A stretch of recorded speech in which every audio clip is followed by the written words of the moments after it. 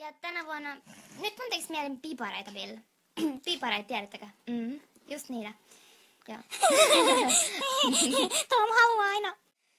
Joo, lähtisikö pipareita? Nyt tuntuu vähän siltä, että tänä vuonna voisi lähteä iso kilpailu siitä, kuka antaa mulle parhaan piparin. Eikö? Se pipari voi olla suuri, se voi olla pieni, se voi olla naapurin. Mut kunhan se tulee mulle, niin kelpaa. Siis, jos mä haluan piparia, tulkaa se mulle, niin kaikki on hyvin. Ei tarvitse riidellä. Se on ihan sama, kun maistuu hyvälle, se on, niin, mulle piparia. Kiitos. Tota Georgia. Noniin, eli se Tom haluaa Anna piparia. Piparia. Sitä ei saa Georgilla.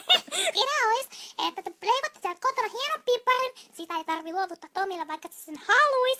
Mutta siis sitten lähetätte siitä meille kuvan. Ja me palkitaan se hienoin pipari. Niin ehkä Tominkin halut sit saadaan silleen vähän tasotettua. Ja tietysti parhaimmalle leipurille lähtee palkinto.